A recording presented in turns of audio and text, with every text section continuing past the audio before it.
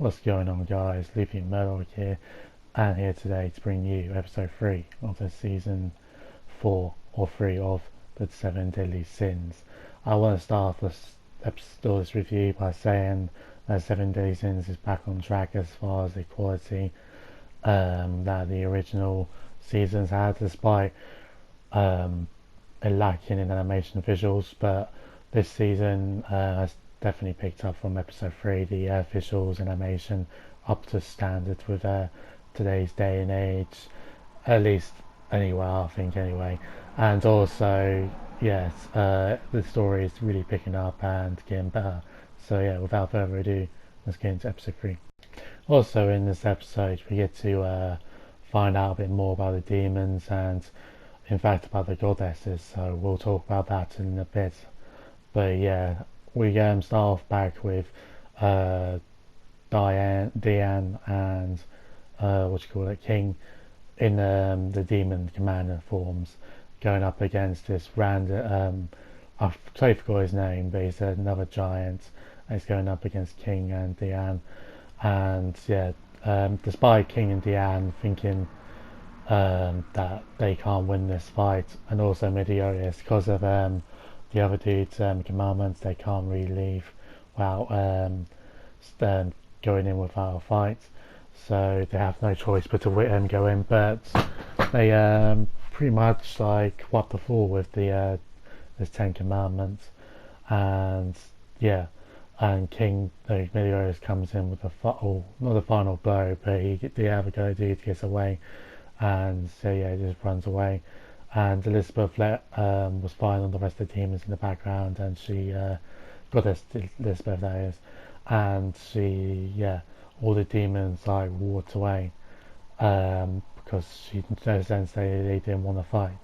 So yeah, so we go back to the forest, or this forest type thing, with the meliodas and Elizabeth, and we see a massive like tree, and this is where the goddesses and meliodas have their secret hideout. Oh yeah, they met someone of, don't know why I forgot about this, but they met someone back in the village when they were fighting that looked remarkably like Ban. Well, not really, to honestly, but King thought it was Ban, but this band called Ryu has blonde hair, but he has like the red eyes that Ban has. So meliodas and Ban become friends there. I want to really talk about the main points in the story.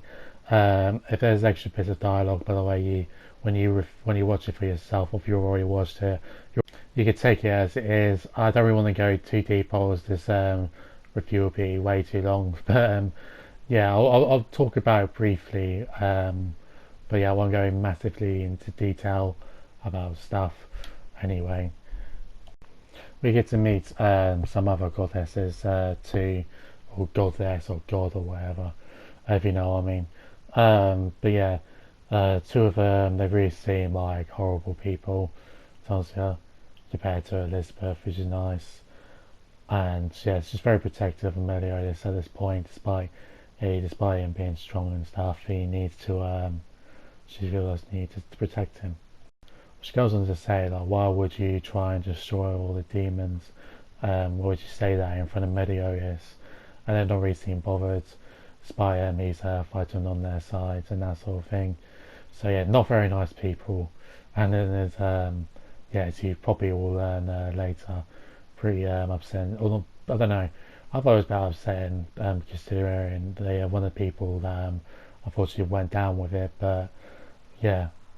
So yeah, then we get like a scene with meliodas and Ryu. They're talking about what's going on and stuff, and then yeah, they seem like to have that brotherly friendship like he has with Ban. I wonder if he like it's the reincarnation of Ban or whatever. I haven't read the manga or anything, so I don't know, Tansya. But yeah, but going forward, all the demons turn up and start wanting to attack the goddess and their secret base, and then they go. Then the meliodas sees it and says to King and Diana, I can't say it, Diane, or whatever.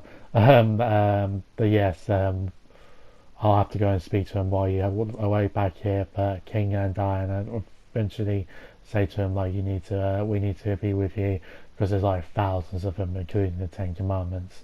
So yeah, but Meliodas is like, it seems like this is a stage where Meliodas just like is like still in between like being a demon and being part of the human, protecting humans and that sort of thing. Because like he just says to King like, oh, you have to wait and see if I go and well, if I join back with him and lead him again. You have to wait and see about that. And Rio wants to come in, but he wants to be staying behind. But also in the background, well, not in the background, but earlier on we saw that there's a ball full of like demons, and one of them's like dairy. So yeah, it's like apparently keeping them hostage. So yeah, Elizabeth manages to go up to them before Meliodas can, and she speaks to Derry. Sorry if I'm saying that name wrong, but I swear down that's her name. But yeah, Derry, and they talk to her, and Elizabeth manages to like hold them off and say that, well, we don't want to fight. We could talk things through, and I think that was pretty much the gist of it. And Derry said, "Oh, we want Meliodas." So they agreed to it, but then he said, "Yeah, we want Meliodas." And Elizabeth like threatened straight up, said like, "Oh, I'll fight you all here." And Derry backed down. So Elizabeth wasn't someone to mess with. Seems like back in the day. And these look like the Ten Commandments look like a very weak versions of themselves, including the fact that they have like thousands of like team members behind them. So it doesn't seem like they're very strong as they used to be, or they are now, because they all whipping. Well, at the start of this second season, they're whipping Emilio's butt. So yeah, but then they got this disappear, and like the big ball full of demons, and yeah, demons come up, and it appears that Derry's sister was in it, and the goddesses um, decides to Hakkai's them all.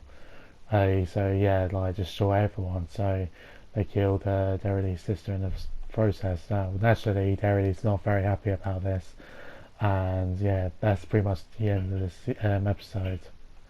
And so yeah, very good episode. Picks up basically what season 2 was, and looks so much better, and the pacing so much better. There's reenacting and really nice experience watching this episode. I'm really looking forward to seeing what happens next week as well. So yeah, anyway guys, thank you very much for watching.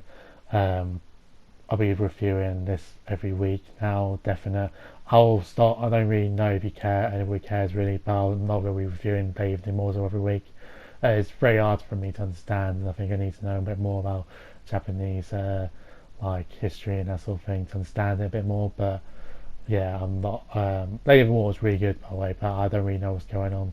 But yeah, hopefully in the near future I'll learn more about it and understand it better. So yeah, anyway guys, see you next time. Peace.